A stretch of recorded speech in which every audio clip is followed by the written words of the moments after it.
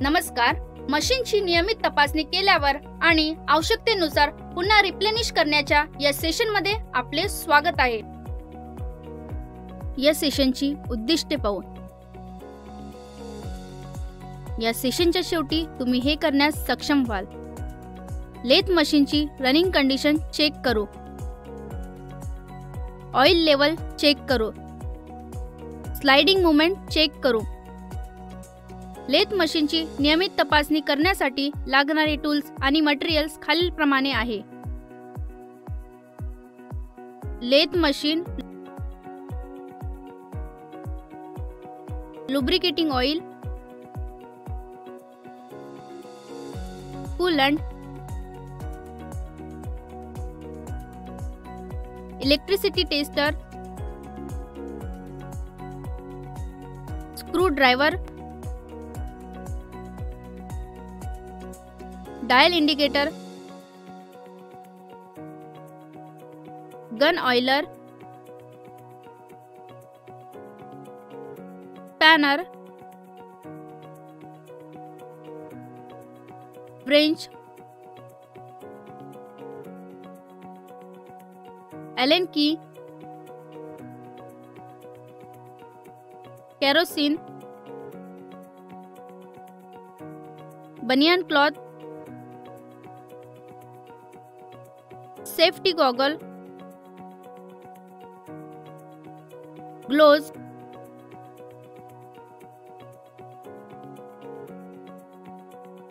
नियमित तपासणी करण्यासाठी देखभाल प्रक्रियेदरम्यान कोणतीही मशीन वापरू नये म्हणून मशीनचा पॉवर सप्लाय बंद करा.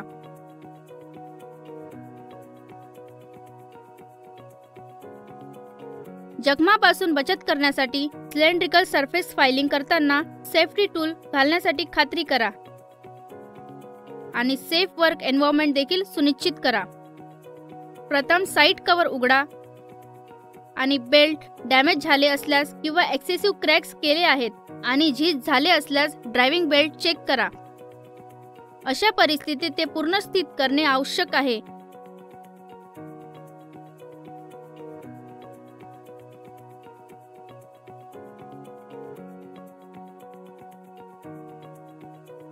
बेल्टचे टेन्शन चेक करा.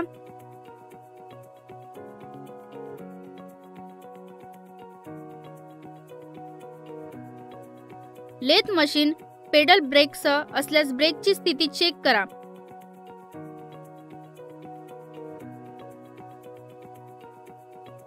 पुढे लेथ मशीन चालू करा आणि काही मिनिटे लेथ चालवा.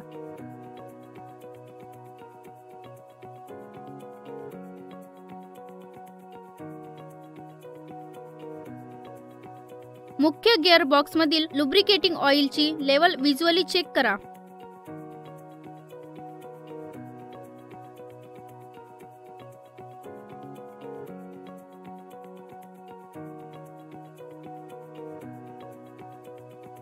आवश्यक असल्यास गिअर बॉक्स पुन्हा भरा.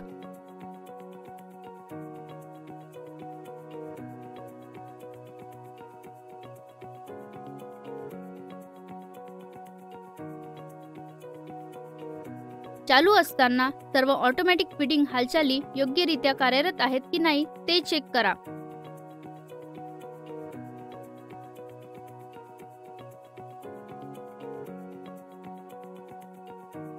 Tail stock locking condition check करा.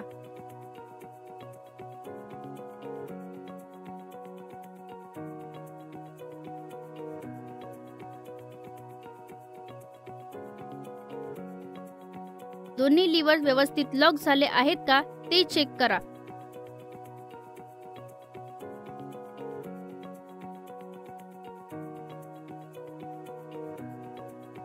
Top bench lubrication manual pump check करा.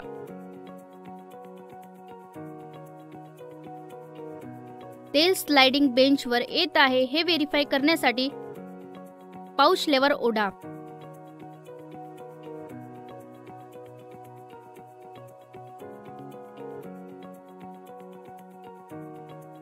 लुब्रिकेशन टँक मध्ये लुब्रिकेटिंग ऑइलची लेवल चेक करा.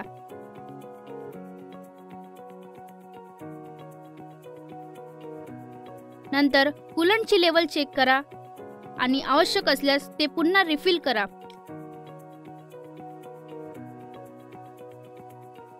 गन ऑइलरने वेळोवेळी लुब्रिकेशन करावे लागते.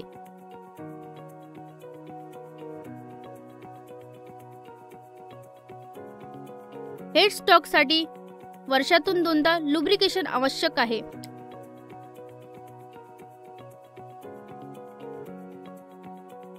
दररोज कंपाऊंड स्लाइड्स आणि tail stock nipple lubrication gun oiler द्वारे केले पाहिजे.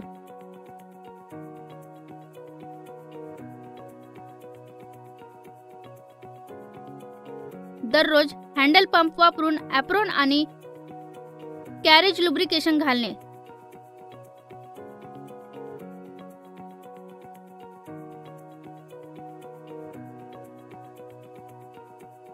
तसेच गन ऑइलरने दररोज gear nipple, lead, screw nipple आणि बेड वेज बदला.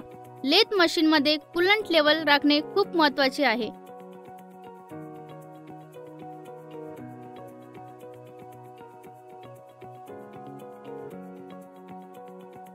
कूलंट टँक रिकामी करा आणि आवश्यकतेनुसार नवीन कूलंट भरा.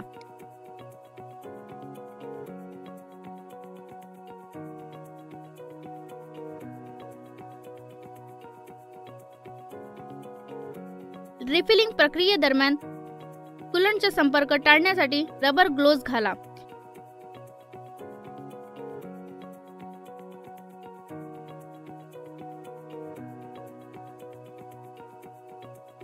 रिफिलिंग करण्यापूर्वी कूलंट टँकच्या तळाशी कोणतेही सॉलिड्स साठी चेक करा.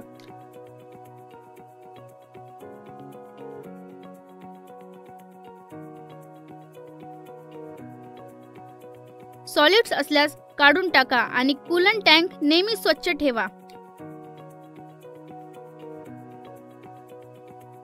कूलंट टँक तपासल्यानंतर लेथ चालवा आणि कूलंट योग्यरित्या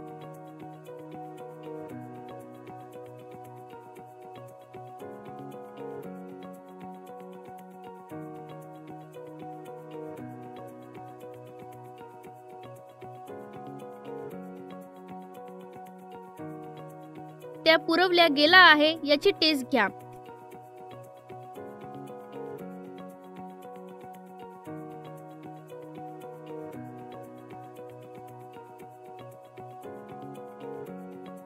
पुढे पॉवर सप्लाय चेक करा. प्रथम त्याच्या कंडिशनसाठी मेन पॉवर केबल चेक करा. काही नुकसान असल्यास ते बदला.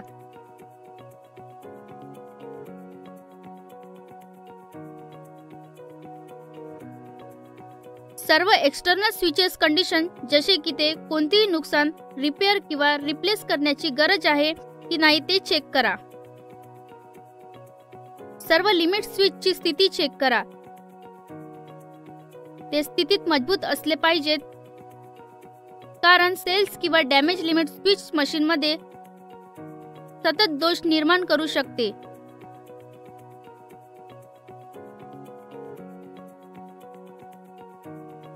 शेवटी फायनल पॉइंट अलाइनमेंट चेक करा. वर्षातून एकदा आवश्यक अचूकतेनुसार हेड स्टॉकच्या मध्यभागी टेल स्टॉकचे अलाइनमेंट व्हेरीफाय करा.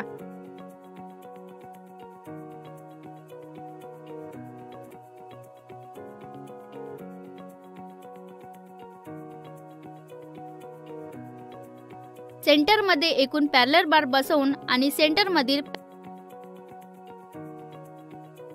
पॅरललिझम व्हेरीफाय करण्यासाठी डायल इंडिकेटर वापरून अलाइनमेंट मिळवता येते.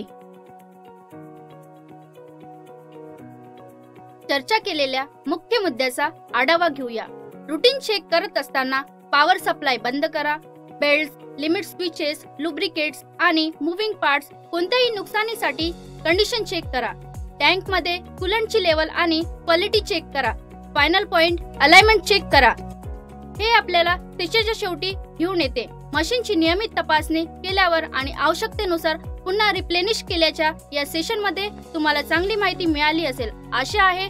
चला तर मग भेटूया पुढील सेशनमध्ये.